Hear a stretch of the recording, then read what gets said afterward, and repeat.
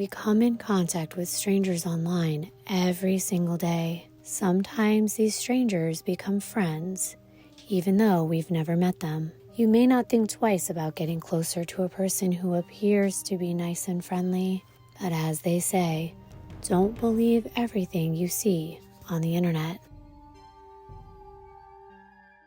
Hi everyone, welcome back to my channel. My name is Kimbyrleigha. If you've never been here before, nice to finally meet you. Because I got so many comments that I drink really unhealthy beverages. Look, I have water today. No Red Bull, no soda. Those are my vices, but if I fall asleep halfway through, you'll know why. Cheers, I'm drinking water. Before I get into the story, I want to ask you a question in relation to our sponsor we have for today, which is Aura. Do you know what the fastest growing crime is in America? It's identity theft. There's a new victim every 14 seconds, and I've been one of those victims. As you know, my job is here on YouTube, and about a year ago, I got a message from what I thought was a YouTube account, a Google account from a Google email, but I didn't really do my research. It was about my YouTube channel. The message insinuated I had done something wrong and I might lose my channel, so it told me to click on a link. And I did. Thankfully, before I put in any of my other information, including my password, I figured out this was a spoof account. It was not real, and the website it brought me to was not really a Google website. Luckily, they had misspellings on the page, and I put two and two together, but they could have potentially gotten into my YouTube account and deleted my channel. It was a pretty eye-opening experience for me, and even though nothing happened, I felt devastated, I felt scared, and I felt like I had been personally attacked. Targeted, violated. That's why I'm excited to partner with today's sponsor, Aura. Aura is identity theft protection, fraud monitoring, a VPN, password management, and antivirus software all combined into one easy-to-use app. You might have one of these services already, but if you don't have all of the tools, it's like locking the front door but leaving the back door wide open. Those who've had their identity stolen are often shocked when it happens. Imagine you're trying to log into your email account and your password has been changed. And then you start getting all these notifications from your bank, your credit card companies, crypto accounts, etc. It's scary. And unfortunately, it's a reality for so many people. Thankfully, Aura monitors the dark web for your emails, passwords, and social security numbers and sends alerts fast right to your phone and an email. Before using Aura, I was getting notified here and there over the years that my password was involved in some kind of data breach. But I was glad to get Aura because look, the day I activated my Aura account, I was getting a ton of notifications about how many times Aura found my passwords and my personal information on the dark web. I had about 9 notifications all in one place, so I knew what password was involved in what accounts and what sites. Plus, they have a list of data brokers. They're basically selling and trading your information. These data brokers have profiles of millions of people that they can use and sell to advertisers and telemarketers and people search websites and more. And this exposes you to potential spam and other unwanted activities. Aura helps you to opt out from these lists. And Aura also gives you near real-time alerts on suspicious credit inquiries, like if someone was opening a loan or a credit card in your name.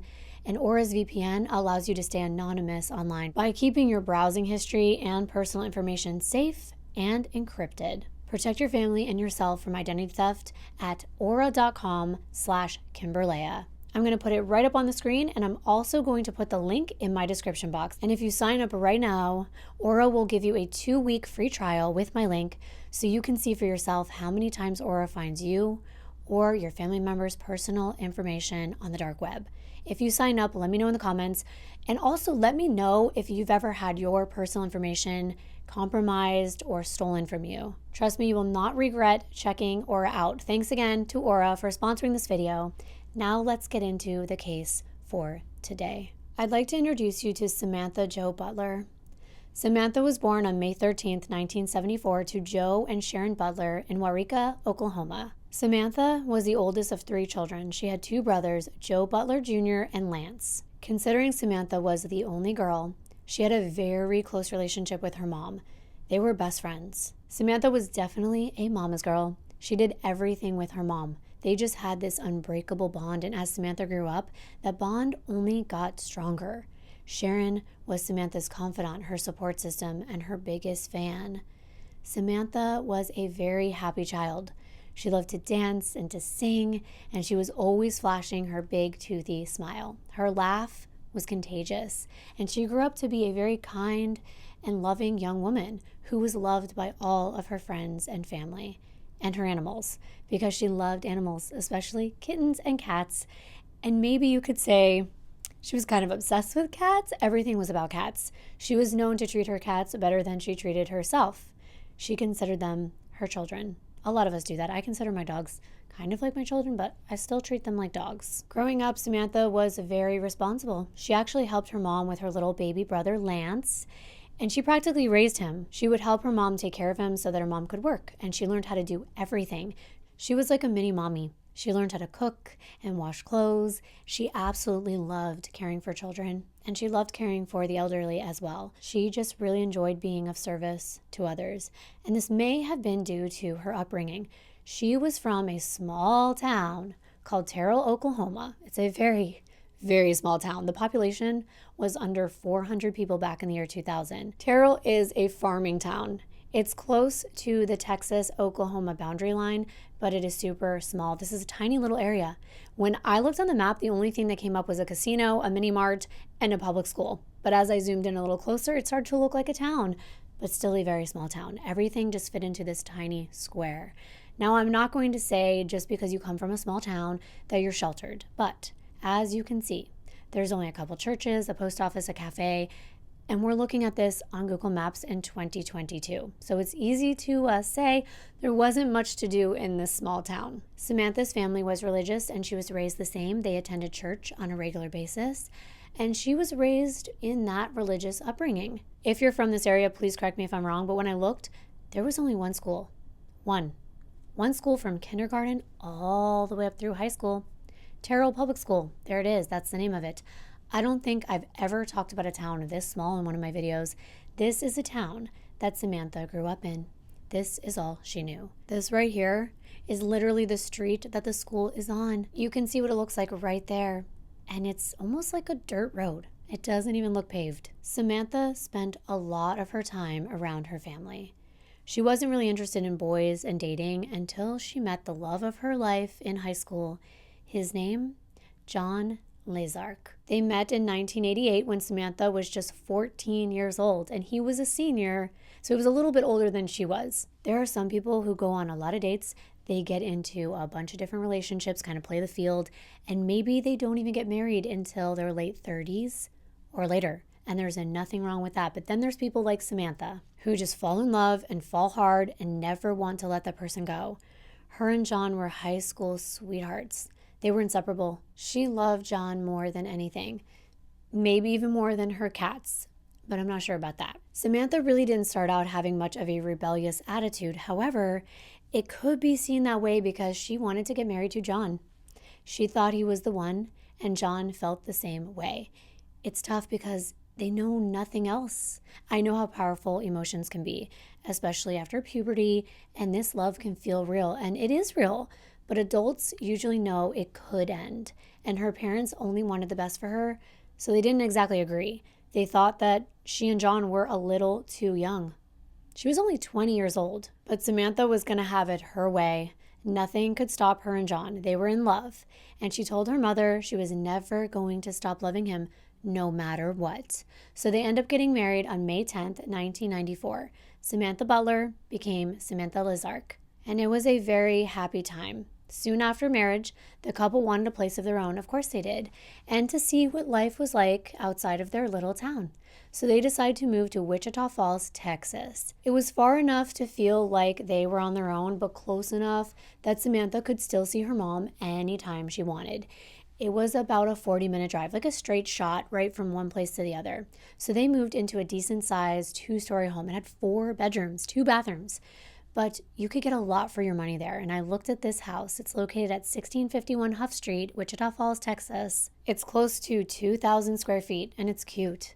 It did need some work, but it has a nice porch out front with a swing, hardwood floors, nice sized bedrooms, a fireplace, and a really large lot.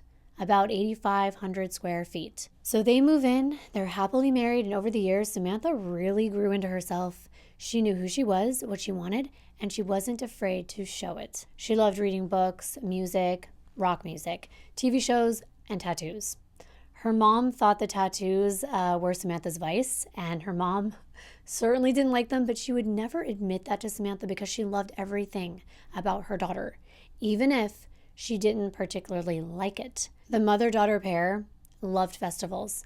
They would actually still attend festivals together, and this one in the picture I'm showing you looks like it could be a Renaissance festival. They look adorable with the flower crowns and the little dresses. And like I said, they were very close. Even after she moved away, Samantha kept in touch with her mom on a daily basis. It was actually their morning routine. As soon as they woke up, one of them would call the other and they would talk on the phone, or they would even put their webcams on and start their day on video with each other. Samantha also found a job as a cashier at a local Albertsons, and this is a grocery store chain. This might sound funny to some of us, but the town she lived in was a close-knit community, and she was very well known at the grocery store that she worked at. So much so that there were customers who would specifically go to Albertsons on the day she was working and only request to check out in Samantha's checkout line. It was because she was so friendly and caring and helpful. She just had that personality that drew people to her. If you were in a bad mood, she knew how to cheer you up. I love people like that because I can get in a mood. I'm introverted, so it takes a lot. You got to get me out of my shell. I bet she could be the person to do that. Samantha made friends very quickly, and two of her closest friends were Terry Perez and Lisa Prine. They all worked together at Albertsons, and she considered Lisa her best friend. They would hang out all the time. Samantha was a lot of fun. She was a free spirit, and that's something that matched Lisa's personality. They liked to dress pretty uniquely. They would put outfits together, and it was based on what they liked. They didn't care if other people didn't like it. They had the black lipstick, the fishnets, the rocker kind of vibe, and Samantha was very confident. She didn't mind if people hated on her choices. Whether it was her outfits or her tattoos, Samantha wore them proudly. Her tattoos were very special to her. She had fairies on her arms, and then she had one on her chest with a heart. She reminds me of a cute fairy because of her cute little fairy hairstyle right here. And the tattoo on her chest with the heart and the fairy was for John. It said, "Always in my heart." I'm wondering, do you have any tattoos? I love listening to the meaning behind people's tattoos. Tattoo tours of people's body are such cool videos. So let me know about yours below if you have one. This one right here is very meaningful to me. Most of my tattoos are meaningful. I got this one to represent what I do on this channel. It is a planchette from a Ouija board, but the most meaningful tattoo I have is this one right here that says "actually." My boyfriend John has the matching one, and we got them together. So just like Samantha, we all have something very deep and meaningful that we want to show on the outside. Samantha's husband John went to school to specialize in appliance repair after high school, specifically repairing refrigerators, and eventually he got a job in that industry. Before that, he was a mechanic, and unfortunately, he hurt his back pretty severely. He was underneath a car working on it, and the car literally fell on top of his body. And he ended up having a major back injury because of this, so he would undergo treatments for years to come. And that was something that Samantha was always supportive of. As caring as she was, she did what she could to make him feel as comfortable as possible after this injury. Things seemed like they were going well for the couple, and toward the end of 2001, a close friend of Samantha's was in need. And it's Samantha's nature to help. Christy had been Samantha's best friend for years. She was always there to lend an ear when Christy was dealing with things. And now Christy was dealing with a breakup of her marriage. So one night, she comes to Samantha's doorstep crying. And Samantha had more than enough room in her house. She had 4 bedrooms. So she welcomed Christy inside and she gave her a place to stay. Of course she did, and a shoulder to cry on. Well, one day when Samantha came home, she noticed someone else was giving Christy a shoulder to cry on. Maybe more. And I really hate these things, I really do. But Samantha got out of work early that afternoon, and her husband John and her BFF Christy, they weren't expecting her to come home. When she walked in, they were sitting on the couch, and John's arm was around her best friend Christy, and his other hand was on her thigh. It just makes me so upset, especially considering how deep Samantha's love for John is. Samantha may have been a little naive at first. She didn't think that either one of them could do anything like that to her. She called her mom and she told her what she witnessed. She was in denial at first. She just said to her mom, Sharon, well, I walked in and they kind of looked surprised, but she just kept telling her mom, there's no way that they would do that to me. This is my best friend and my husband. I love him more than anything. Well, after Samantha and Sharon had that talk, Samantha decided to confront John. They knew each other so well. They had been together for 13 years at this time and married for 8. It's true. Samantha had noticed that Christy and John were closer than she was comfortable with for quite some time. But I guess she just let it go because she didn't want that to be true. But when she asked him, are you cheating on me?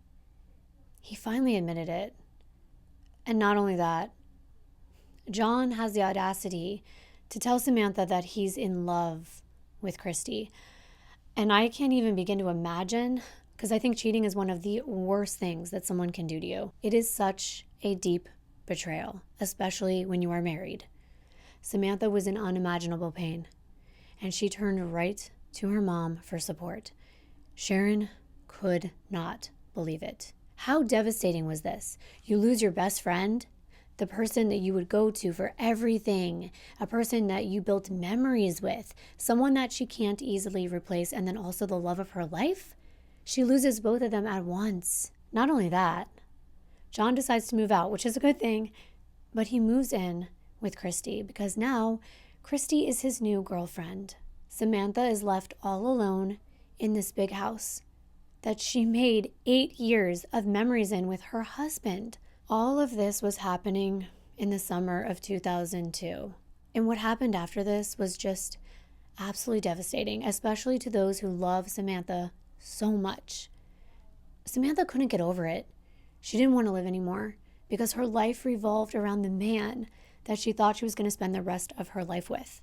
The people that were close to her had never experienced someone in so much emotional pain. The first couple months that all of this was going down, she didn't see John that much. And in those months, she did a lot of drinking.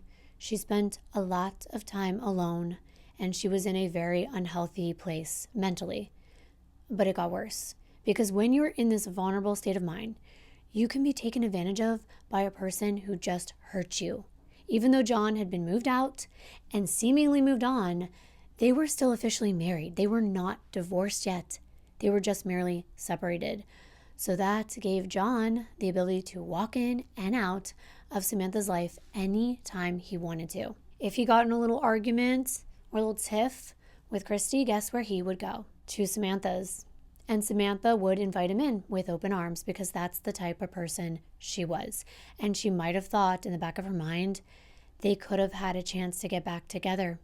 We won't know exactly what that entailed, but John could have given her reasons to believe that, to get what he wanted. So now Samantha was the mistress. Samantha's the girl on the side, while he's having a relationship with her best friend. This back and forth, it was wearing on Samantha, and unfortunately one night she ended up in the hospital because she drank too much and she took pills. Luckily, she was rushed to the hospital in time and her stomach was pumped and they were able to save her life. After losing Christy as a friend, Lisa and Terry became closer and closer with Samantha. They would keep an eye on her. I could imagine how worried they would be, how scared they would be about their friend, knowing what happened. Lisa was really protective over Samantha. She wanted the best for her friend.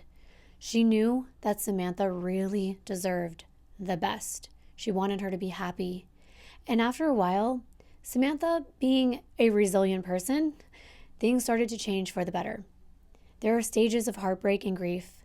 Just like the stages of grief for losing someone when they pass away, those same stages are present when we lose someone to something like an affair.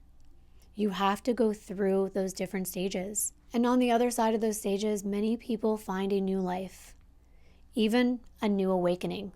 Being alone and having time to heal can actually build a person up.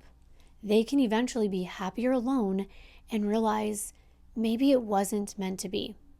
That was what was happening to Samantha. She had this newfound freedom. It was good. It was good for her and her soul and her mental health, and she was spending a lot more time with her friends and her cats. She was even trying to be open to the possibility that she could love again. I don't know if you can relate, but I can. I've been through that phase of losing someone, thinking you're not ever going to be able to go on, and then learning you can love again. You can find true love, even more than you had before, with someone better. And everyone around Samantha was really happy for her. They were supportive of her getting out there and possibly dating again, and that's exactly what she planned to do. It was the early 2000s. I don't know if you can remember back to everything that was going on at that time. If you're my age, you probably do remember the late 90s, the early 2000s. It was a pivotal time in my life. One new thing that emerged in the late 90s were chat rooms. Do you remember America Online? AOL? It was basically the only social media back then, or at least one of the biggest. It grew to 70 million users in 1999. One of the ways that people used to talk was through a messaging service called AOL Instant Messenger, also known as AIM. Just think of it as DMs or like Facebook messaging. It's instant and in the moment, so if you're both online at the same time, it'll show that, and you'll see each other's messages coming in like texts. But there weren't profiles. It didn't have anything like that. However, you did have a username. So if you wanted to, let's say, chat with someone you knew, one of your friends after school, you could just give them your username, your AIM name. Yep. And they could type it in and start a chat with you. Since I know I have viewers of all ages and I love nostalgia, I'm going to explain this for 1 second because it is pivotal that you understand chat rooms and what Samantha was doing to understand the devastating circumstances surrounding Samantha's death. This is what a chat room listing would look like back in the day. Over here on the left, it says created by people. These are the different rooms, if you will. So you would pick one that interests you. You could do food, friends, games, etc. You can see all the lists right here. On the upper right-hand side, it says chat with people like you. And then it names things like piercings, tattoos, Elvis sightings, Britney fans. This is a real screenshot of AOL back then. America Online knew who you were and what you liked, so they would try to match you with people like you. This is how you would start an instant message with someone. You would meet them in the chat room first if you weren't already friends with them. And again, there were no pictures. It's just your name. That's it. No one could really tell who you were, which can be a good thing, but a lot of times it's a very bad and dangerous thing. Once you find a chat room of interest, you would join. You know, I watch my daughter play Roblox and they are all chatting and this little chat box comes up and it has their username. That reminds me so much of chat rooms from back in the day. This is kind of what it looks like here on my screen. You just have people chatting and they're just kind of responding to one another. They're talking about whatever the topic is. As you're having these conversations, naturally, one or two or many might develop into something more like a friendship. And when that happens, you can move your conversation to a private message, which is where instant messenger would come in. And once you do that, the chat looks like this between you and the other person. Believe it or not, I used to be in chat rooms when I was 12. And looking back, it wasn't really that safe.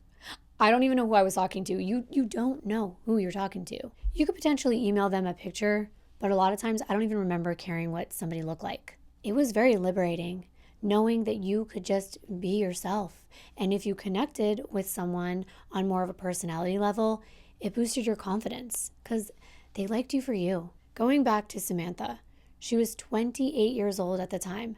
She wasn't a child, and with all the free time that she had without John around, she started to spend a lot of time in chat rooms. Samantha's username was MeowMix28 because she loved cats and she was 28 years old. Samantha liked to spend time on Yahoo Messenger, which is pretty much the exact same thing I just explained. It's like AIM from AOL, it's just a different service. Being online really seemed to make Samantha happy. It was helping her get over the pending divorce with John, because that was currently going on, just trying to get it finalized. So following the summer months, when you're getting more into the fall season like we are now, and into the holidays, a lot of people experience seasonal depression. They go through a time where, I don't know, they don't have anyone close to them during the holidays and everybody else is celebrating. It's a time where you want to share with someone. And this was around the time that Samantha started to use the chat rooms and Messenger more and more. Lisa had noticed a change, and it was a positive one in Samantha. So, of course, she asked her, "Is there someone new in your life? What's going on?" And that's when Samantha told her about the chat rooms. This was a new thing back then, guys. Not a lot of people were doing this. Lisa was just listening and trying to understand the appeal. Samantha, on the other hand, couldn't stop talking about it. She was telling her all about her username, how she was starting to meet guys, and Lisa was like, whoa, whoa, whoa, whoa, whoa. When you say you're meeting guys, you're meeting them online, but you're not meeting them in person, right? You're not letting people come over to your house. People don't know where you live, right? Well, from Lisa's tone, Samantha could tell that she wasn't thrilled. And if this were the case, Samantha figured she probably had to lie, because Samantha was meeting people in person. She knew her friends were very protective over her because of what happened just a few months ago with the incident that sent her to the hospital, and for other reasons as well. They cared about her. I think any of us would think meeting someone anonymously that you don't know, you don't even know what they look like, and meeting them in person is pretty risky. Yeah, you don't realize how risky it really is, even nowadays. Even though we can see people, but at least we can verify their identity, talk to them over FaceTime. It's still a risk because you're meeting a stranger.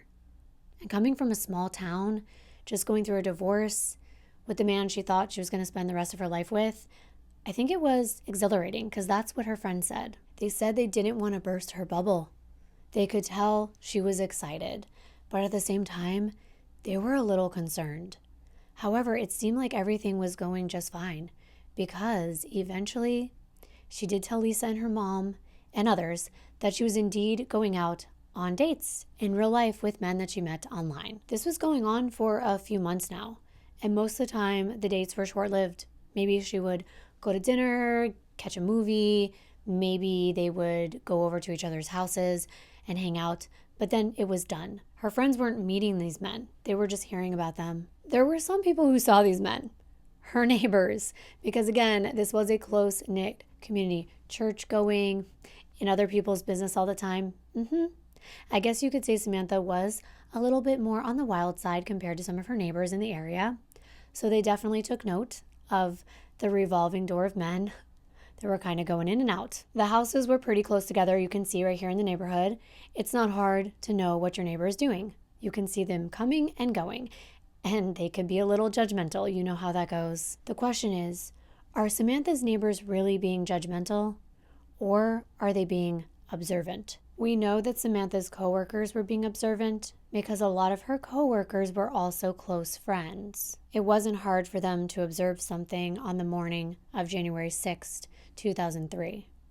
Samantha didn't show up to work on time, and her friends got concerned. I told you, they know what happened just a few months ago when she ended up in the hospital. Everyone knew her business, that she was going through a divorce, and that her husband cheated on her with her best friend. She wasn't in the best state of mind. She was dating random men from chat rooms. The Albertsons the girls worked at was only 6 minutes away from Samantha's house. There wasn't really any reason for her to be late. It was very unusual. About 15 or 20 minutes go by and Terry volunteers to go over Samantha's to check on her. Terry's husband had just dropped her off at work, so she called him back and she says, "Hey, come pick me back up. We need to drive over Samantha's." So the two of them get to Samantha's house, 1651 Huff Street in Wichita Falls. They park the car and they walk up her porch steps. They get to the screen door and they open it and knock. They didn't get an answer. They decided to check and see if the door was unlocked, and it was. So they let themselves inside. Terry and her husband John make their way through the front door and into the living room looking for Samantha and calling her name. They couldn't find her, so they went upstairs. As soon as Terry entered one of the upstairs bedrooms, she saw something, And we can tell when something doesn't look right. We don't have to look long. It only takes a second to realize that something is not natural, that it's not normal, that something's wrong. And from Terry's vantage point, she could see her friend Samantha lying on the floor in a very awkward position. But what really stood out was the blood. The bright red blood against the cream-colored carpet in Samantha's bedroom. There was no question in Terry and John's minds. Samantha was deceased. Terry immediately calls 911, and at approximately 9:55 a.m., officers of the Wichita Falls Police Department were dispatched to Samantha's residence. Upon their arrival, officers made contact with Terry and John Perez.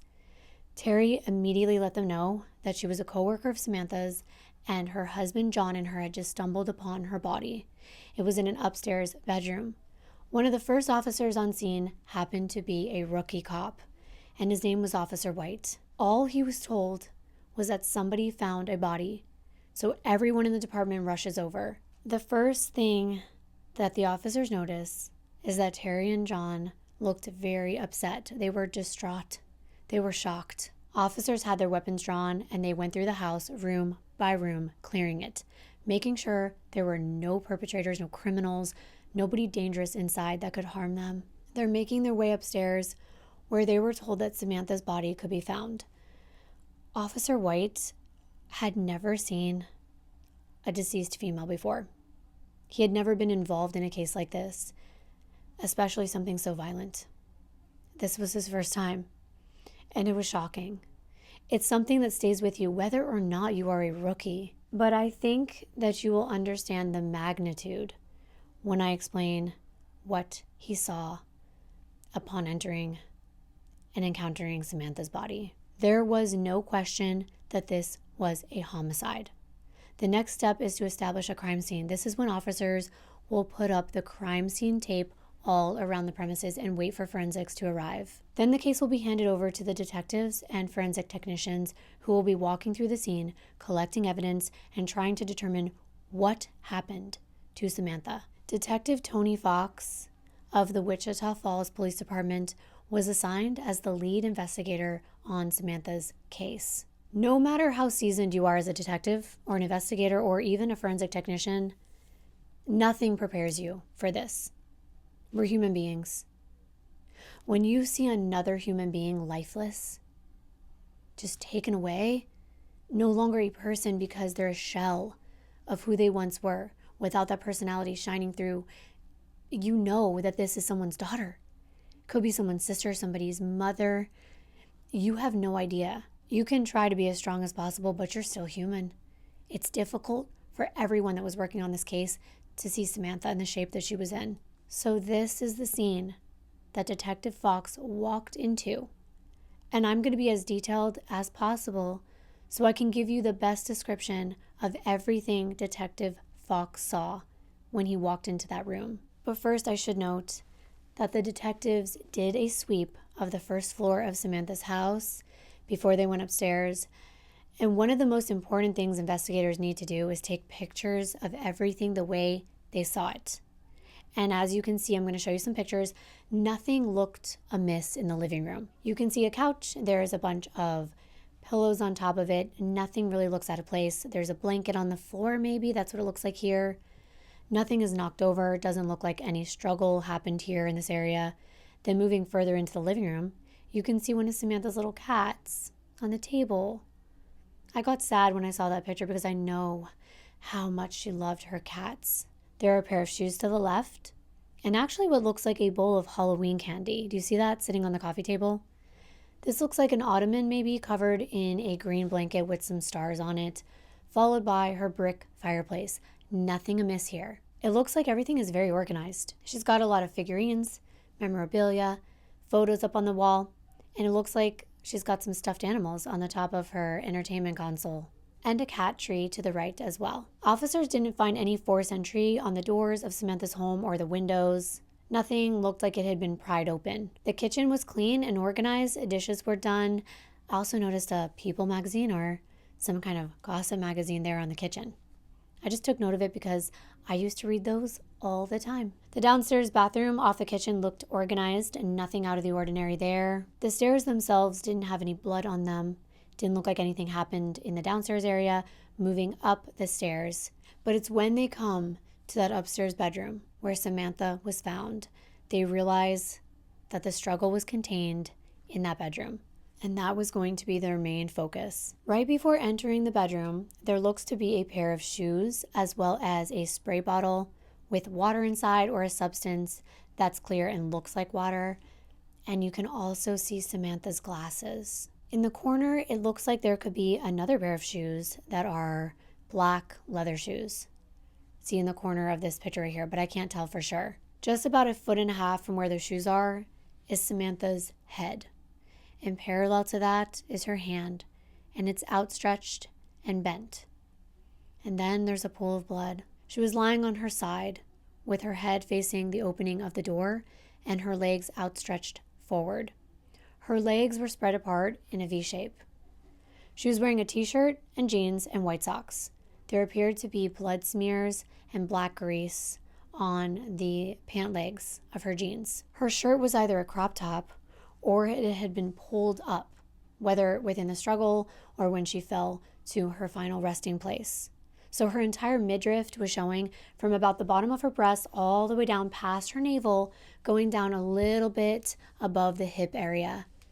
And then her jeans covered the rest of her body from the waist all the way down to her ankles, and then she was wearing white socks. The pool of blood began at the top of Samantha's head.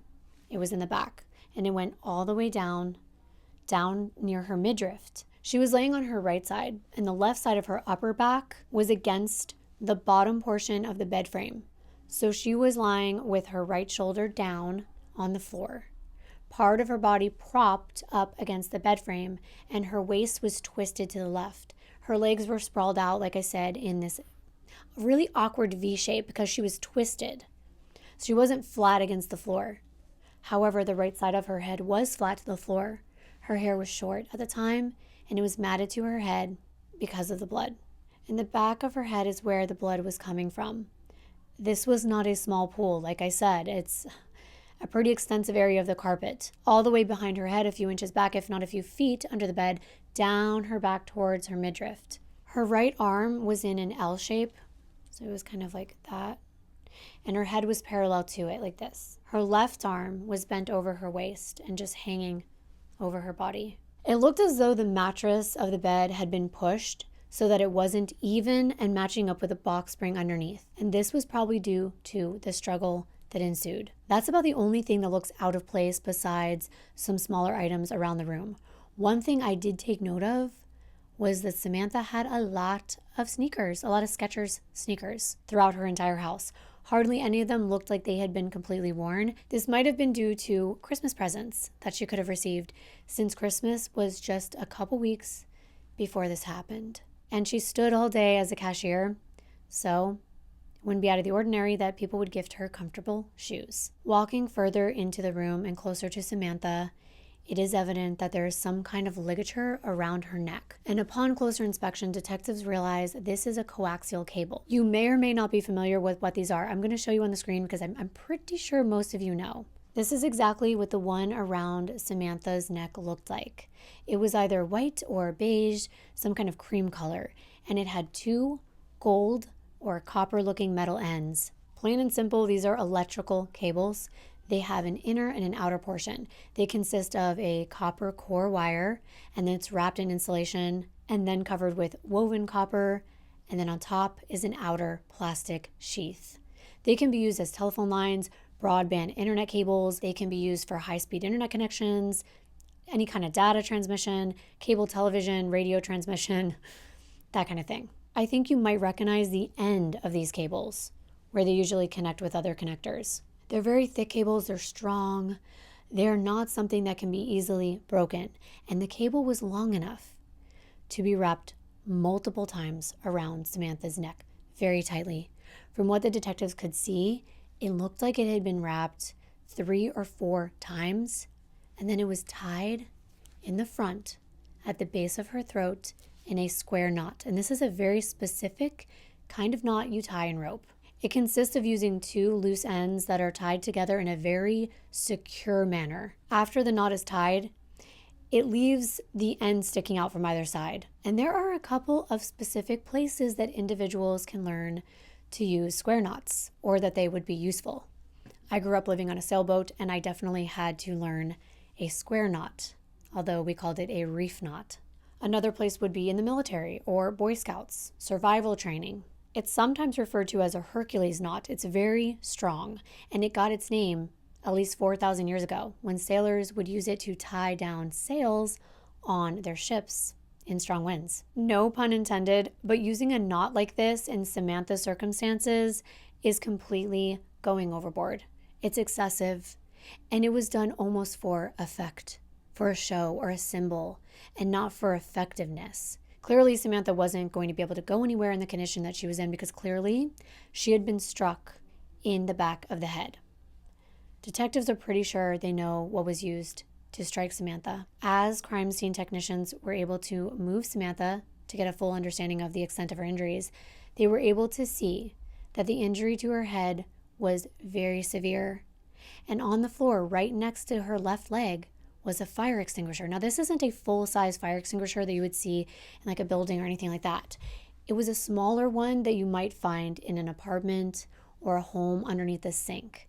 And when they inspected it, the fire extinguisher had blood and hair on it. And it also seemed to have fingerprints in blood. Compared to a crime that consists of maybe a firearm, something that, could be done easily and quickly, this took time. This is personal. This was a crime where the perpetrator had to stand face to face with Samantha. When they were tying that knot, it was in the front of her. There was also defensive wounds to Samantha's hands, so her hands were hit, possibly with the same item that was used to hit her on the back of the head. Upon further inspection, there were blood droplets that were still wet on the bedspread. On top of the bed, which was made and did not look like it was slept in, was something that caught detectives' eye. It stood out.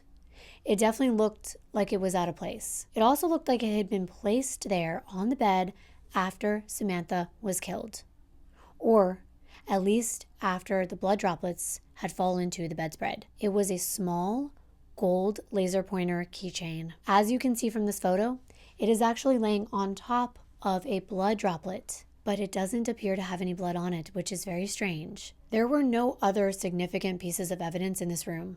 However, they did take pictures of the floor around Samantha's body, which included several pair of shoes, slippers, stuffed animals, as well as her closet, which consisted of clothing and a number of Skechers shoe boxes with several new pairs of shoes inside. The crime scene technicians go ahead and fingerprint the TV cable that's wrapped around Samantha's neck, the fire extinguisher, and other places around the bedroom, along with collecting blood samples for analysis. Another significant portion of the house, where investigators spent a lot of their time collecting evidence, was at Samantha's computer desk. It was evident that she spent a lot of time in this area.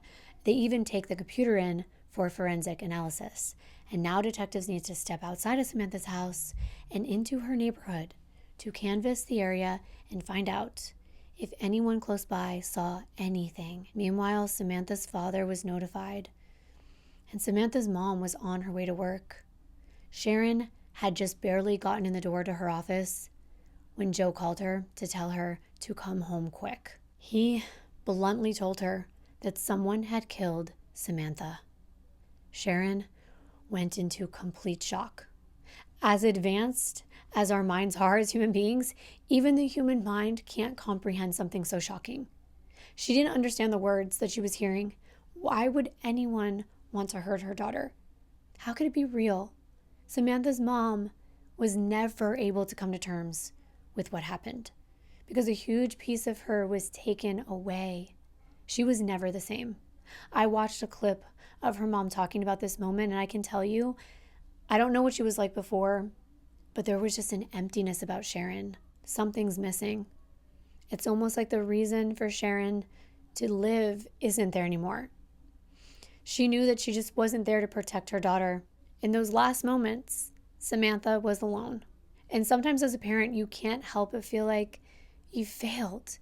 even though this is not Sharon's fault. Someone else who loved and cared about Samantha also got the news. Poor Lisa. And she had to put two and two together herself because she gets a phone call from a friend, and all he said was, turn on the news. And when Lisa did, she saw Samantha's house on the screen and the yellow tape around it, and she too went into shock. She fell to the floor. She was numb. She could not believe what was going on. Why would anyone want to do something like this? She hadn't even figured out what happened yet, but she knew from the headlines. She knew. She had just spoken to Samantha the night before, so she just couldn't comprehend how quickly something like this could occur. You already know Samantha's other close friend, Terry. She was the one who found her. She provides a statement to the police, not only about everything that happened when she entered the premises, but since Terry worked with Samantha, she knew things about her personal life. She told police everything we already know about her husband, John, how they met, what had happened in their marriage, how it fell apart, the attempt on her life, everything. But she also tells him something we don't know. As much as Samantha kind of wanted John out of her life at this point, there was something that was keeping him in her life. Something that caused them to get into a major argument just 2 weeks earlier. Samantha was trying to tie up some loose ends when it came to everything in their relationship because she was trying to move forward in the process of their whole divorce unfolding. She was taking John off of her health insurance. And as I mentioned to you before, John, he suffered that severe accident when the car fell on top of him. The medical bills were thousands of dollars. John could not afford them without really good health insurance, which Samantha had. But Samantha didn't think it was fair that he was still receiving benefits when his actions destroyed their marriage. Well, this did not go over well with John. He was irate. He was furious, enraged maybe, because according to Samantha, she told her friends that he was yelling in her face, saying that he's screwed. He told Samantha, there is no way that I'm going to afford those bills. And during that argument, Samantha told her friends that he said something to the effect of, I'm going to take everything away from you. This definitely raised a red flag. This is a volatile relationship. Clearly, John doesn't have a problem hurting Samantha emotionally. So could he have hurt her physically? They have to bring him in for questioning. Meanwhile, they're spreading out to begin to interview Samantha's neighbors. I feel like a broken record because I say it every single time, but it's a part of these investigations. You're going to have the person who is the closest to the victim come in for questioning, and they're usually the number one prime focus in the beginning of these investigations until otherwise noted. Investigators are looking for anything, for everything actually. They're watching his body language, the tone of his voice, the way that he's reacting to certain questions, and his physical appearance. When John comes in, they're asking him questions. But one of the most vital questions was in regard to what happened in their relationship. He explained that they got separated July 4th, 2002, but that their relationship was fine. They got along. Detectives press him about the health insurance, and he says, yeah, you know what? We got into somewhat of a disagreement, but we figured it out. She wasn't going to take me off of the health insurance. And he was adamant that he never yelled at her. He didn't threaten her in any way, like her friends said that she said he did. Maybe she blew it out of proportion. But as he's telling this to detectives, they look down at his hands and they notice that he's got some small cuts, and that was concerning. They say, hey, John, what's going on with your hands? How did you get those little scratches? And he says, oh, these, I was trying to plug something in behind a table, and my knuckles, they hit the wall, and the skin kind of just scraped off. That's how he said he got those injuries. I'm going to show it to you on the screen. Here they are. But on top of all that, he gives an alibi. He says that on January 5th, the night of the murder, he was with his girlfriend, Christy. Remember Christy? The one that basically had an affair right in front of Samantha's face in her own home. The one that he's now living with. Christy becomes his alibi witness. And I was sitting there thinking, what if this was some kind of plan? If you were so in love, would you possibly lie for your lover? Of course. There are people that have done that. If you haven't watched the video about Wendy Trebaga, I will put it in the description box. Please watch it after this. I'll put it in the cards too and at the end of this video. Love can make you do some crazy things. So all of this is looking very suspicious to detectives. You got this man who cheats. He's now living with the girlfriend that he cheated with. He's got cuts on his hands. The friends say that he threatened Samantha because she was going to take him off the health insurance. And it was going to cost him thousands of dollars. Having your new girlfriend as your alibi witness, saying that you guys were just home together that night, is not really good. It's not a concrete alibi. So they ask him for his DNA, and he gives it to them. At this point, as in a lot of other investigations, they can't sit there and waste their time on one individual. They have so many other places that they need to look, people they need to talk to, and they can't hold him right now. They don't have anything for that, so they got to let him go. However, before he walks out of the station, detectives want to know, can he think of anyone that would want to kill his estranged wife? And the next thing he says kind of sounds like he's saying it out of jealousy or animosity, because even in this moment where he just found out that the woman that at least he used to love is deceased, he says, you know what? I told her she needed to stop messing around with those guys online. It's dangerous. It's real risky. She could get tangled up with some dangerous people. Investigators kind of want to know more about this, but John doesn't really have any details. He just says, listen, she said she was seeing people, meeting them from online, and that was that. Investigators have a lot they need to check out. His alibi, the DNA, and they need to confirm whether it was true. Was Samantha involved with people online? They also think maybe John is just trying to take the attention off of him, since more than one person has pointed their finger saying that he could have wanted to hurt Samantha. Terry's husband, John Perez, was in agreement about Terry's statement, and he confirmed that Terry was a good friend of Samantha's, that she knew a lot about Samantha's personal life. And in regard to John, he says, I'm just the husband of one of Samantha's very good friends. But he had been there all along, hearing everything that was going on in Samantha's life, so he confirmed that all of those things had happened, and that everything that Terry said happened when they got to the premises was also correct. Moving on, while canvassing Samantha's neighborhood, investigators did uncover somewhat of a treasure trove when it came to very detailed information about everyone who was coming and going in that area. And that is because one of the guys who lives in that neighborhood was part of the neighborhood watch program. And this man, he had pads upon pads upon pads of paper where he would just sit and write down every single vehicle that went up and down the street, the make, model, color, tag numbers, you name it.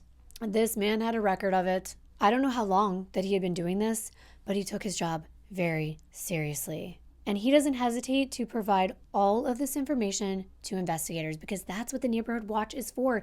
He's probably thinking, see, I was doing my job and it was worth it. And it was.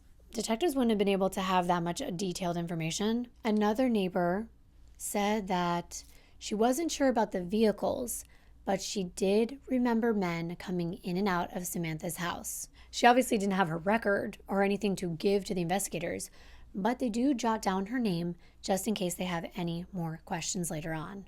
When they were about to leave, one of the children from the neighborhood comes forward.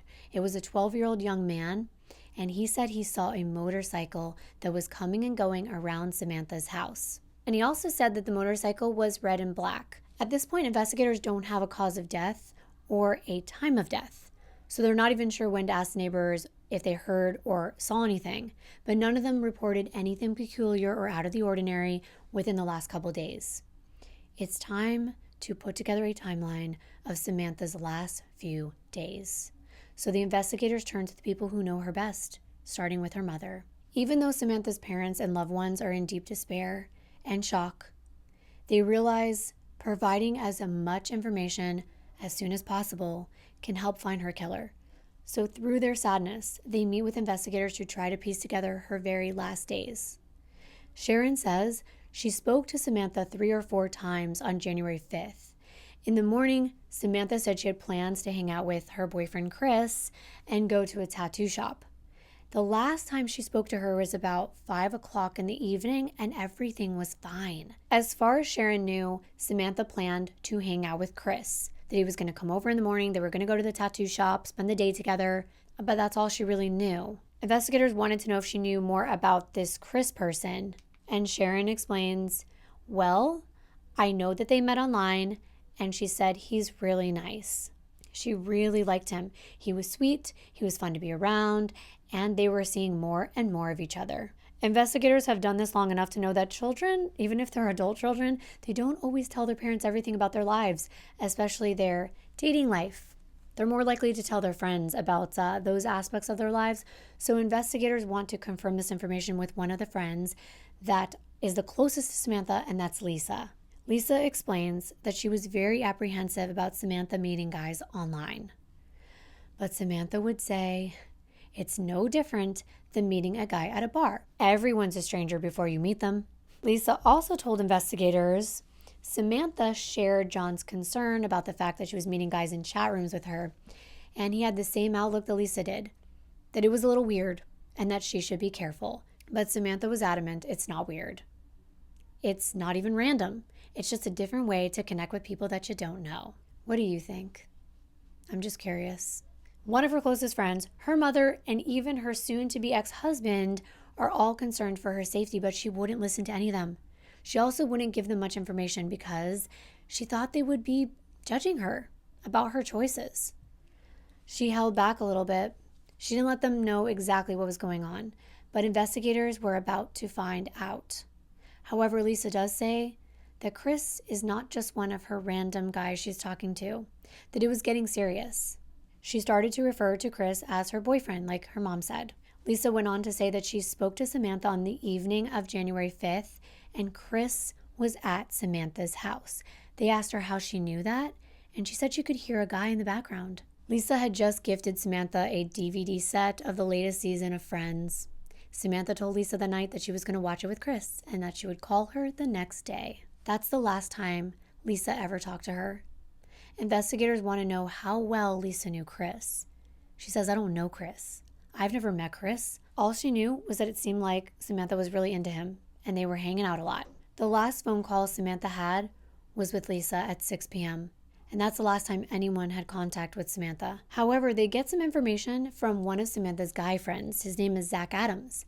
He indicated that he attempted to contact her on both her home phone and her cell phone at approximately 9:30 p.m. on Sunday. Zach stated that he received no answer from either one of those phones. Investigators are not sure how or where to begin. The internet is still a very confusing and vast place for all of us. I would say it's even more confusing now than it was in 2003. Why? Because nowadays so much can be faked. People can catfish one another. A lot of people are just like hiding by anonymous profiles. But Yahoo Messenger had only been created in 1998. So we're talking, this was the dawn of all of this technology. Chat rooms, people talking to anonymous people without faces or, names that don't really match. It's very uncharted territory for investigators. They had Samantha's computer. They know she was using Yahoo Messenger to communicate with various individuals. But what is it that these services save? What kind of information? Because I can tell you even now, it takes months to subpoena a company like Instagram, Twitter, for various DMs or information about users. It's a lengthy process. And not all the information we want is readily available at our fingertips. A lot of times, there's an extremely dense amount of data you have to go through to find what you're looking for. And they didn't even know what they were looking for back then or where to start. What they can do is turn on Samantha's computer, go to Yahoo Messenger, and try to see who was in her contact list. Back then, you sort of had an address book, you had your favorites, you had your friends list, if you will, and possibly some chat history. The first place investigators went was to her internet history. Where had she been? What websites had she been frequenting? And that's how they actually found out it was Yahoo Messenger that was a service of choice for her. The next thing they were able to determine is that Samantha's username was MeowMix28. And Lisa confirmed this. Once they figured this out, they realized they stumbled upon hundreds of conversations and exchanges between Samantha on her username and various people going back months. It was literally worse than trying to find a needle in a haystack, because this haystack almost never ends. Detectives do have the ability to go back through her chat history. So they come to find out Samantha, she was really sad. And it seemed like talking to people in these chat rooms and on Messenger was bringing up her spirit. People were giving her attention and her confidence was being boosted. But they noticed something else. A lot of these conversations were very sexually charged. There are so many messages that investigators think it could take them months to sift through. Plus, no one is showcasing their real name. Of course not. There are just all kinds of usernames like Samantha's. They believe their best bet is to work forward to backward, starting with any individual who she chatted with in the days before her murder, and then work backwards all the way to the beginning of her chat history, focusing on anyone with the name Chris. When they're sifting through all of these chats, investigators pinpoint a conversation from January 1st, which was just 4 days before her murder. The actual messages were never publicly released, but the context of the messages were insinuated through different stories and research that I've done. There were some very troubling things in this conversation in question because of how sexual it was. And not only that, because of what investigators perceived as this person that was really persistent to a point of being demanding and scary. But before they even went into the conversation, what caught their eye was the username CP238. The fact that the username started with a C led them to believe this could be the Chris that they're looking for. The conversation started out pretty normal. They asked Samantha what she was going to be doing that night, and she let him know. But then he said something along the lines of, well, are you planning to be naked during any of those activities or any time in between? And it seemed like Samantha was trying to be nice and kind of go along with it. But he's also asking questions like, do you live by yourself? Investigators thought that was very suspicious. Why would a person need to know whether she lived alone or not? Not only that, he goes on to blatantly say, tell me where you live. He was even asking for her exact address. And he did this numerous times throughout this conversation.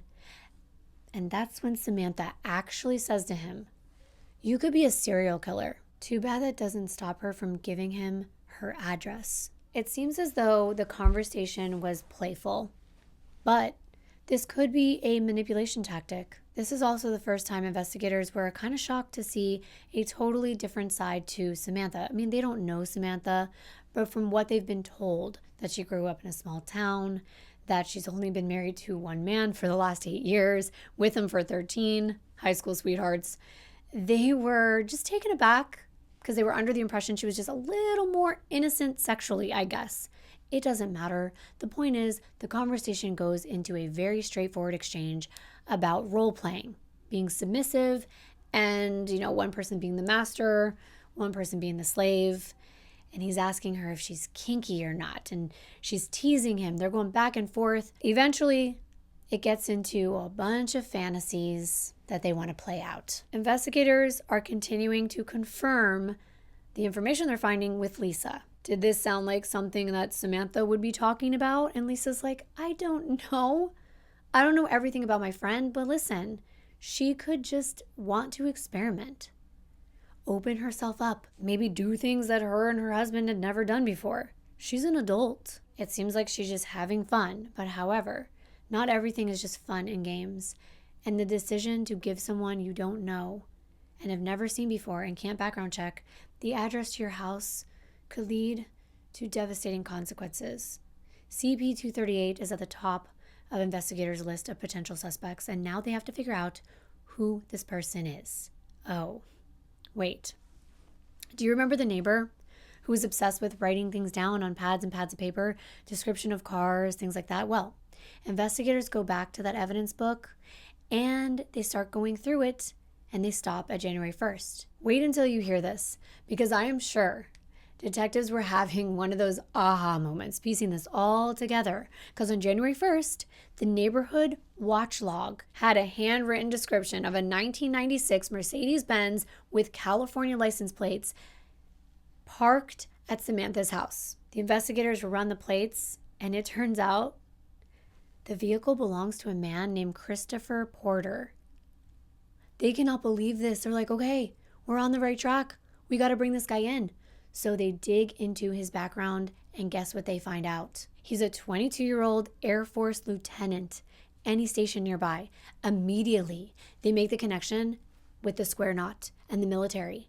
He could have gained that knowledge. And also, how convenient is it that this man is in the military? He probably travels to different cities, different states, all around the country and beyond. And he could be utilizing these chat rooms, speaking with women, and even going into them so he could find them nearby because they didn't have Tinder. Maybe he would go to one that said like Wichita Falls and then track them down and do them harm. So they have to find him. Luckily, it wasn't hard considering he is in the military and they waste no time. They don't waste any time. They tell him what's going on and what happened to Samantha. And they said, you were at the victim's house on January 1st. Who is she to you? And what were you doing there? They wanted details. So he fills them in. He says, yeah, I'm CP238. I met Samantha in a chat room. We talked. We were in private messages. But he tells them something else. Remember they asked for details? Well, he's going to give them details. He says that Samantha gave him her phone number. He was on his way from work and he called her up because he knew her address.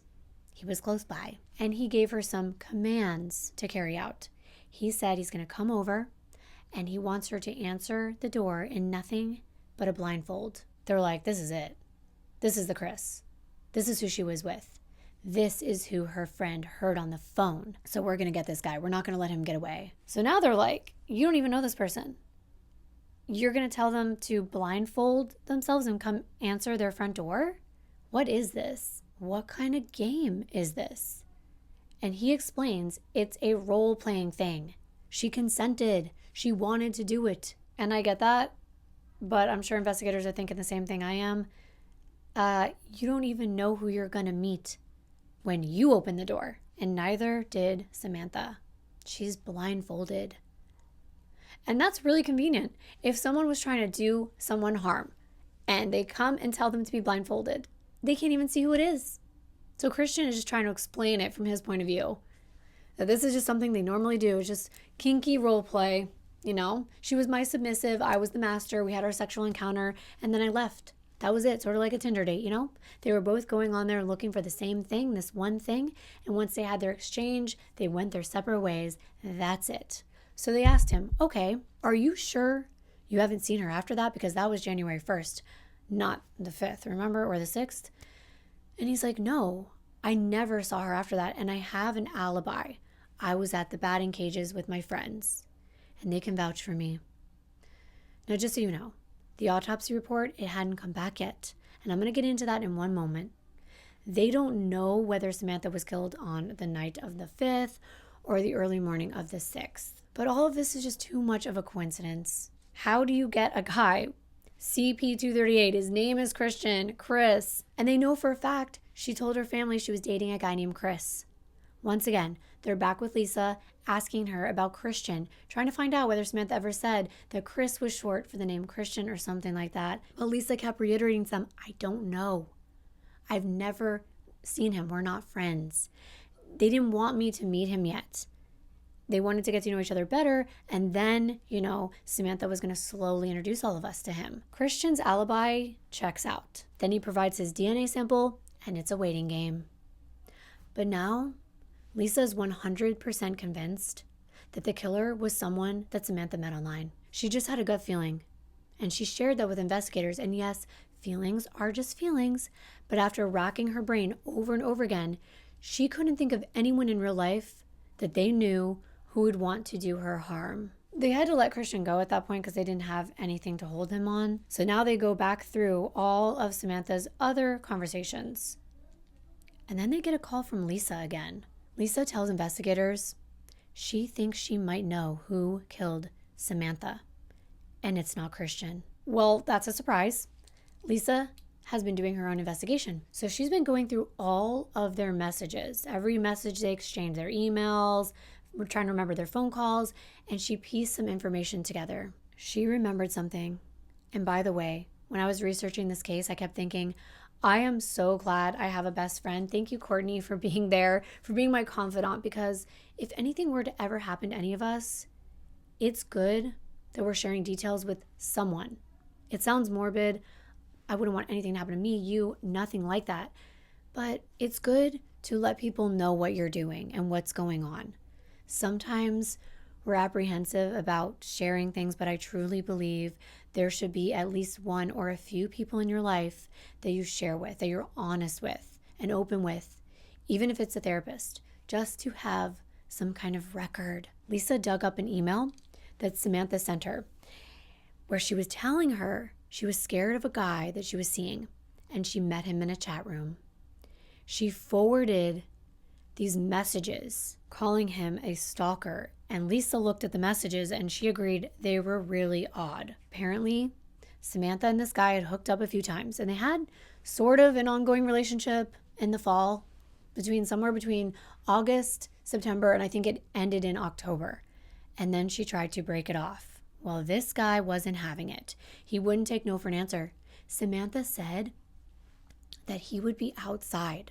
She would look out the window and his car would be sitting in her driveway. He would stop by without even telling her he was coming over, and it made her really uncomfortable. Anytime she would tell him she was busy, she couldn't hang out, he would not leave. And he would call her nonstop, just leaving her all kinds of emails and calling her on both of her phones, and she had had enough of it. She just wanted him to stop bothering her. She was getting worried. Lisa also tells investigators that his real name is Charles Kent, but his username is DeathMetal1969. Armed with this information, investigators go back and sift through all of Samantha's conversations between the two of them, and they start to see a pattern, the pattern that Lisa warned them about. At first, Samantha and Charles, they would just talk. They would, talk about everyday things, and then they would talk about meeting up for sex and then having sex. And it was casual, but it seemed like, even though casual, it developed into a more frequent but casual relationship. And it's also apparent, because of the messages, that Samantha was ready to call it quits, and Charles wanted more. Investigators found messages from Charles that would say things like, "Oh, I was just thinking about stopping by 10 minutes ago." And Samantha would say, "Good thing you didn't." It was obvious. It would have been obvious to most of us that she wasn't interested anymore. Finally, about 2 months ago, Samantha was able to get through to him. And how she did it was she just told him she was seeing other people. But that's all it takes for someone to become enraged and do something completely crazy. Rejection does not go over well with a lot of people. So investigators use this information and they decide to run his name through the DMV. And they get a hit with his address. They take this information and they make a little trip to Charles' house to see what's up with him. They ask him what he was doing on January 5th, and he says he was home all day on his computer. Well, that's kind of suspicious. They do get permission to actually confiscate his computer, and they collect his DNA and his fingerprints to compare to the evidence that was found at the crime scene. So now they have 3 possible persons of interest to look into. They have Christian, they have John, the ex-husband, and now they have Charles, and they just have to wait on those DNA results. Something that made Charles look even more suspicious was the way he reacted when he found out that Samantha was dead. He was just nonchalantly answering the questions. He didn't even seem to care that somebody he was close to had been murdered. They can't just arrest him with no further evidence, though, even though that alibi was really crappy. Meanwhile, I did tell you that I wanted to talk about the autopsy report. The autopsy report came back. It was a homicide, with the cause of death being strangulation. The report also indicated significant blunt force trauma to the back of Samantha's head. The medical examiner believes that the perpetrator definitely used their hands to initiate the asphyxiation because there were marks that indicated that. But then they took the cable and tied it around Samantha's throat and made that knot. Interestingly, they did not find any indications of forced intercourse. So the murder weapon in this case were the cable and the fire extinguisher. And both of them were tested for DNA and fingerprints. And as it turns out, both of them had not only Samantha's DNA on it, but unknown DNA from who detectives believe would be the killer. Plus, get this, this was huge. There were fingerprints on both the cable and the fire extinguisher. Because they have fingerprints, they can go back to the men that they already interviewed and got their information from and their fingerprints and compare them to the actual murder weapon. This was easy. All they had to do, simple comparison, and they would know whether one of those men were there that night. While they're tracking down that information for analysis, Samantha's funeral was underway, and her funeral was beautiful. It was big, which I was surprised about coming from a small town, but so many people came out to pay their respects. The entire place was packed. It was full of people who loved and cared about her so much. No parent should ever have to say goodbye to their child like that, especially in the type of circumstances and in such a violent way. It's unbelievable. And Sharon could not cope. She couldn't even have pictures of Samantha up around the house. And she was never truly the same. A funeral is, of course, to pay our respects to the victims, to the person who's deceased, who lost their life. But a funeral is also a place where people can come and give their condolences to that person's loved ones, to care and support the family that's left behind. Because those are the ones that are truly feeling this. The pain that Samantha felt in her last moments is incomprehensible. But the pain of those left behind, who have to live every single day without their loved one, can be unbearable.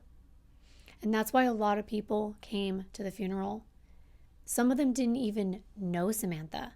They just had compassion and understanding for her family. And they think about what they would want others to do if this were them. At this point, everyone just wants justice for Samantha. And that's why there was a lot of hope in this moment. Because of those fingerprints, they were going to find her killer. Unfortunately, that's not what happened. Unbelievably, and to the surprise of all the detectives, none of the men had matching fingerprints to the one at the crime scene. They just laid Samantha to rest, but she can't be at peace. The casket may be closed and she's beneath the earth, but this case is nowhere near being closed, and secrets are still buried. Secrets from what happened. Secrets as to why Samantha found herself in a fatal situation. Detectives are working harder than ever to figure out what direction they should even go in next. So they go back to Samantha's friends, begging for more information. And that's when they noticed Lisa became a little apprehensive. She now realizes none of the people that they thought were suspects had anything to do with the crime, as far as they knew. Didn't match. Lisa wouldn't be hiding something, would she? Is there a reason why Lisa would hide something from investigators? Well, kind of. Samantha had a secret. Lisa knew about it. It might have been a secret that Lisa would take to her own grave. However, this is a grave situation. She knew she had to come clean.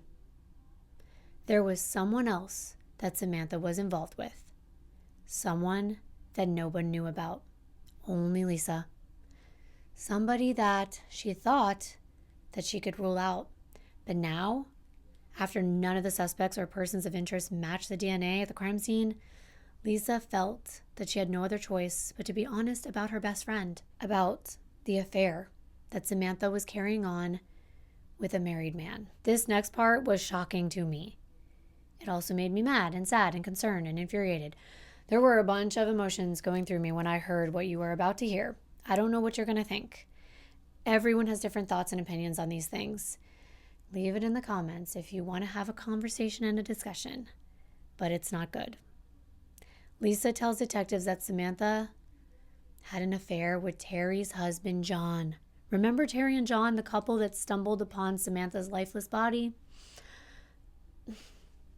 Things are starting to look way more suspicious now. The man that they interviewed when they found Samantha deceased was a man she was having an affair with? What is going on? And why didn't John tell them that information? That's not okay. And I'm not just talking about the affair. It's not okay to withhold information about the fact that you had more than a friendship with a woman who was just found dead. At the time, they had no reason to take John's DNA, his fingerprints, because according to Terry, she was just really good friends with Samantha. And John was just her husband, and that's all she wrote. I'm just the husband driving my wife over here to her friend's house. We just found her dead. Never mentioning anything else? Well, investigators are not okay with this. They track him down immediately and they're not happy. They want to know why he lied, because omitting information is still lying. Detectives don't hesitate. They confront him right away. Why'd you lie? Why didn't you tell us you were sleeping with Samantha? He says, okay, yes, it's true. We had an affair. It was short though. It was intense, but it was short. Okay, John, but why didn't you tell us about this? And that's when he's like, please, please, please, please, I didn't want my wife to find out. And you know what he said? He didn't want his wife to find out because she wouldn't be happy. Well, yeah, John, your wife's not going to be happy knowing that you cheated on her. And he was just as desperate with these investigators. He was begging them, please, don't tell my wife. They're looking at him like he might be the reason that Samantha's dead. Was Samantha going to tell Terry what was going on? Considering Samantha's own best friend broke up her marriage with her own husband, John, and now Terry's husband, John, is having an affair with Samantha. They're starting to think maybe John killed Samantha so that his wife, Terry, would never find out. When he was asking the detectives to keep his little secret, they were laughing at him. No, John, they're not your friends. They're not going to stop you from getting in trouble with your wife. They're here to find out who killed Samantha. That's it. He insists he has nothing to do with anything that happened to Samantha. He did not hurt her, and he has nothing to do with her murder. And he's still begging them, please do not tell Terry. So pathetic. That was definitely unexpected. Detectives get his DNA, his fingerprints, and then they just have to wait.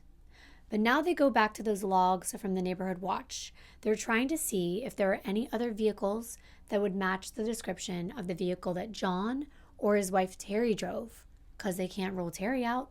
Maybe she had something to do with it.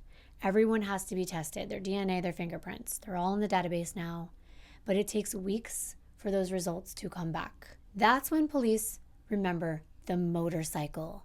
They had been looking into cars and whatnot, but they hadn't really focused on the motorcycle that the 12-year-old had talked about seeing in the neighborhood. Maybe because they heard that from a 12-year-old. Nevertheless, they decided they need to go question said 12-year-old and ask a little more information. And while they're there in the neighborhood, they kind of go back around to Samantha's immediate neighbors and just say, hey, did you think of anything else? Can you remember anything from the night of the crime or the day before? Crazy enough, one of the neighbors, Kathy, she comes forward and she says, I saw a blonde guy. It was like right before 6 p.m. He drove up on a motorcycle. That may be why they remembered more information, because they were asked specific questions about the motorcycle. Kathy said Samantha and this guy actually got out of Samantha's pickup truck around 4:50 p.m. and then they went inside Samantha's house. Another neighbor, Rebecca, said that she actually spoke to Samantha outside that day and she saw the guy and she said, oh, who's that? And Samantha said, oh, that's my boyfriend. And Rebecca said, yeah, he was driving a motorcycle and that motorcycle stayed there until Rebecca left for church, which was approximately 6 p.m. Later, when Rebecca came home from church around 8:10 p.m., the motorcycle was gone. Now remember Samantha's friend Zach? He said he called her around 9:30 on both of her phones and got no answer. So now they think that something could have happened between 6 p.m. when Rebecca left and when Rebecca returned, and here's why. When Rebecca came home from church, she noticed that there were no lights on at Samantha's house. Rebecca lived right next door, and she knew that Samantha turned her porch light on every night due to the neighborhood watch program. So it concerned Rebecca. However, she had to wake up early the next morning, so she didn't really give it much thought, and she went to bed. The next morning, Rebecca got up around 5:10, and she noticed that Samantha's porch light is still off, and it didn't seem like anything changed from the night before. That's the morning that Samantha was found. Things are about to heat up again. The forensics unit goes through the computer and they type in the word motorcycle, hoping that one of the men Samantha was chatting with might have mentioned that he had a motorcycle. And sure enough, one of the chats has the word motorcycle in it. And it's a conversation between Samantha and the username I am Elliot. It's time for them to dig into these chats. Now, these ones were not as sexual in nature. They weren't weird, they weren't odd. They were just everyday conversations. They talked about music, pets, hobbies, tattoos. It seemed like they both liked tattoos. And they could see that Samantha had met him for the first time just weeks before her death. They knew that she met him in person because the conversation said, I had a lot of fun with you last night. I Am Elliot seemed like a gentleman. He even offered to bring Samantha some lunch one day, but they can't seem to find out any clues to his identity. They just have a username. And it seemed like I Am Elliot and Samantha had quite a few things in common. They had both just gotten out of relationships and were looking for a companionship. And apparently, since they both liked tattoos, they had planned to go to a tattoo shop together. Investigators recall Sharon saying that Samantha was planning on visiting a tattoo shop with Chris on January 5th.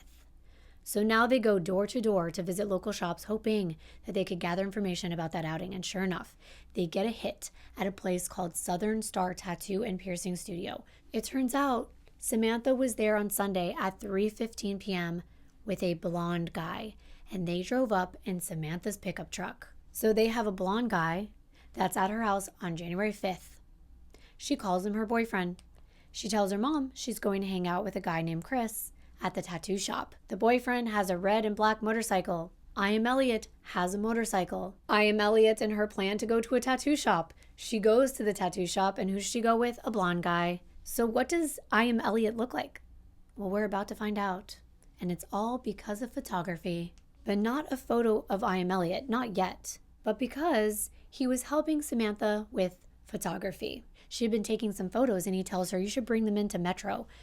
Metro was the name of a local photo developing center, and kids, this was before digital cameras, or at least we were still using film. She was still using film, and she needed to get it developed. He wasn't just giving her advice on where to go.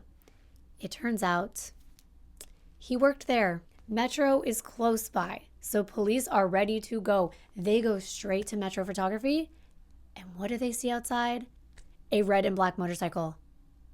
So they run the plates. And what happens when they do? They find that the motorcycle is registered to a Christopher Russell. Christopher with a K, not a C. So that's why the CP238 username didn't really work out for them, because this Christopher spells his name with a K, not a C. And the motorcycle license was from Nebraska. However, when they're looking at records from the tattoo shop, apparently both Chris and Samantha had to leave their information, including their telephone numbers. So they run the number given by Chris, and it's returned to a Kyle Russell with the address of 3814 Stonegate Drive. Christopher's middle name is Kyle. Christopher Kyle Russell. So they figured that Kyle is Christopher's father. So when Christopher was talking to Samantha, telling her, I just moved back to Texas, now they understand. He moved from Nebraska, and he's probably living with his parents. So they decided to go ahead and pull up Christopher's Nebraska driver's license photo. Can you guess what color hair Christopher has? Blonde. Of course he did. But they needed something else. They needed Christopher's fingerprints, because remember, when they have the prints, they can get the match. So the FBI helps them to obtain Christopher's fingerprints. I love when things are coming together. They take his driver's license photo and they bring it to Southern Star Tattoo and Piercing Studio, where Jeff Miller was an employee. He was able to identify the person who came into the tattoo shop on that day, on January 5th with Samantha, was the same person in the photo. They have to cover all bases. They have to connect everything. They're about to try to arrest a man for murder. Whenever things are coming together like this, I can imagine the rush of adrenaline that these investigators must get while they're piecing everything together, because it's becoming more and more apparent that Christopher Russell is probably their guy, and they have to find out where he is, and fast. It's always a race against time. And since Christopher was from Nebraska, they want to find out who he was and what he was doing in Nebraska before he came back to Texas, so they do a background check. They find out Christopher is married. That's right, to a woman named Tara. It gets worse. Unbelievably worse. Because Christopher said he just got out of a relationship. When he was talking to Samantha on Yahoo Messenger, that's something they had in common. They were getting over the loss of their significant other. Well, Chris's loss was a little bit different than Samantha's. Christopher's wife was dead. That's right. She died. and Samantha's dead. Christopher Russell was a widow. Now the conversation is making even more sense. They go back, they're checking the chat. Yeah, he's getting over the loss of his wife. Wouldn't that mean she died recently? I mean, I know it can take a very long time. Maybe you'll never get over the loss of a loved one. There's no time frame to put on that. But this just becomes suspicious because it turns out Tara died 2 months to the day before Samantha. To the day. Tara was found dead November 6th. And just 2 months later, on January 6th, Samantha's found dead? Wait, because there's more. And you're not going to believe this. It gave me the chills. Tara and Samantha have the exact same birthday. Just 1 year apart. They were both born on May 13th. Tara was born on May 13th, 1973, and Samantha was born on May 13th, 1974. What is going on? Not only that, when they pull up pictures of Tara, they find out she bears a striking resemblance to Samantha. They both have brown hair, they both have brown eyes, and a number of tattoos. Samantha had tattoos on her left arm, 2 dragons on her left leg, a heart on her upper chest, in loving memory on her left forearm. And as for Tara, she had hearts on her left breast, her left buttocks, and her left leg, and flowers around her right wrist and her left ankle, and a bear on her left leg. Not only that, both of these women met Christopher on the internet. Detectives are shocked. So they decide to reach out to the police department in the town where Tara died. And that agency tells detectives that Tara's death was suspicious.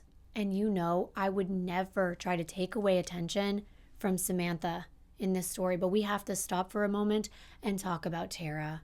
Because the first thing the detectives want to know is, how did Tara die? Tara Russell was from Chadron, Texas. And she graduated high school in 1991, and then she served 6 years in the Navy as a nurse.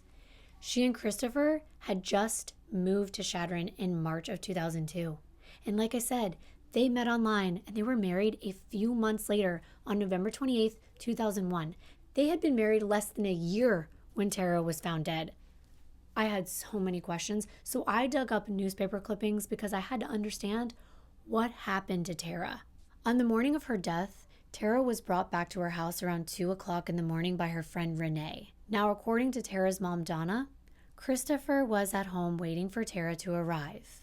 They were alone. He actually came out and helped her get into the house because she had been out, having a good time that night. Her friend Renee that dropped her off actually used to live with Tara and Christopher for 7 months. She had just moved out a week before Tara was found dead. Tara and Renee had been out that night, and there was nothing wrong with Tara, according to Renee. She wasn't sick. She didn't have a fever. She didn't have a cold or an infection of any kind. They were just having fun together. However, the next morning, Christopher told police he found Tara's body on the living room floor, dead. At the time of her death, a forensic pathologist determined the cause of Tara's death was pneumonia. But get this, Christopher insisted that Tara be cremated, and he had that power. As her husband, he could make that decision. Just a few weeks later, he's packing up a U-Haul, and police go by there and they're like, "Hey, buddy, where are you going?" He explained, "Well, my wife died and I'm going back to live with my parents in Texas." That's when they asked him to go for a polygraph, and he agrees. He's like, "Yeah, okay, yeah, I'll take one," but he never shows up and he leaves town. He was gone just a few hours after police came by. Tara's mom said she wasn't sick.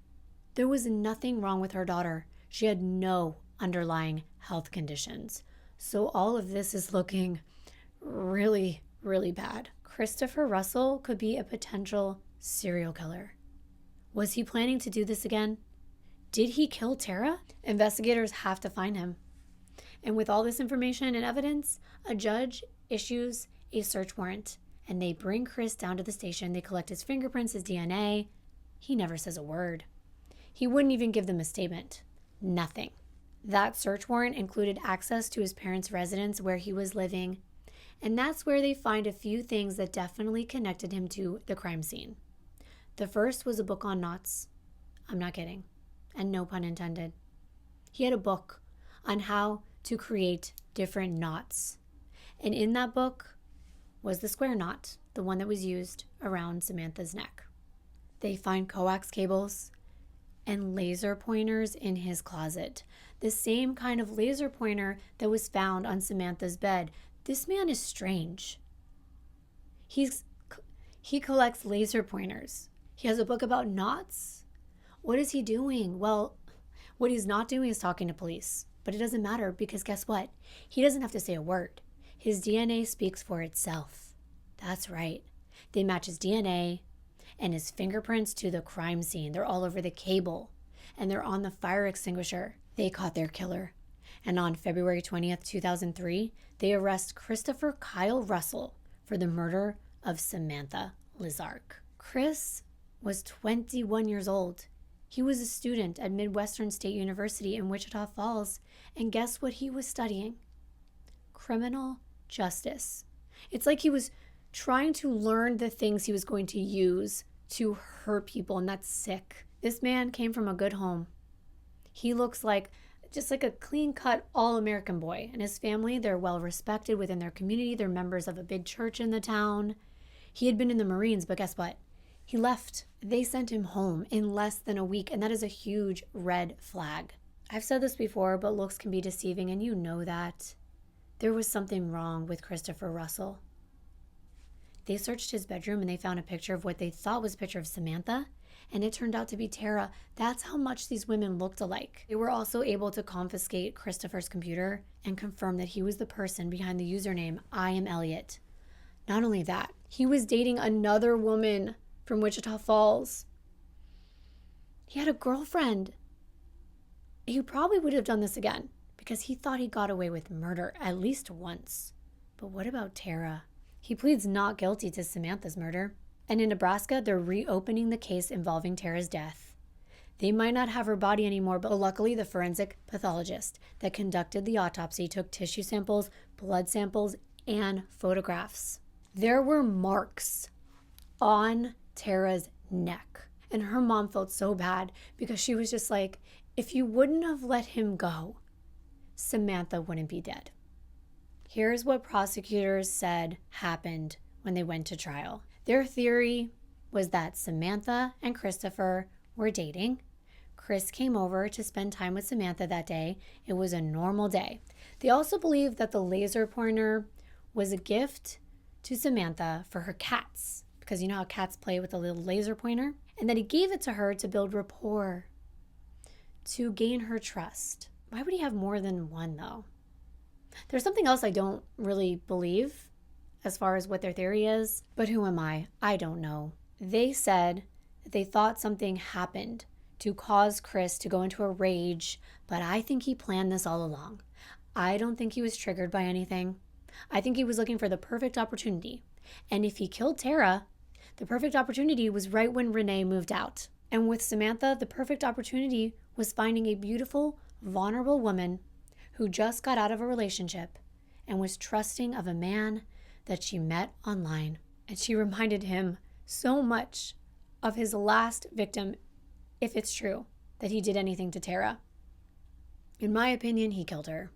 They said that he ripped that cable out from behind the TV. We know that they were planning on watching the DVD of Friends. So maybe they were just sitting in that area watching TV in her bedroom and they were just close by and he just grabbed that cable because it was there. But he also had those cables at his house and the laser pointers. I think it was planned. It's kind of morbid that these kind of cables can be used for internet and things like that. And they met on the internet. I don't know. It's just really strange. But the fact that there was no indication of forced intercourse leads me to believe that he just knew he was going to do this all along and that he came there for one reason. After a quick deliberation, the jury found Christopher Russell guilty of first-degree murder and he was sentenced to the maximum 99 years in prison. It was a relief to have someone like him off of the streets. Someone who at first glance looks like a really nice guy. Someone that goes to church and goes to college and seems to be bettering himself. but it's really not what's on the outside. It's what's on the inside that counts. And it's sad because on the inside, Samantha, she had a loving, caring heart, and she was loved by so many people around her. I don't know how someone can do what Christopher did, but I'm glad that he can't do it to anyone else. Just be careful, do background checks. Even if someone is really good looking, you just never know what's on the inside. Thank you so very much for being here once again. I will see you in my next video. Bye.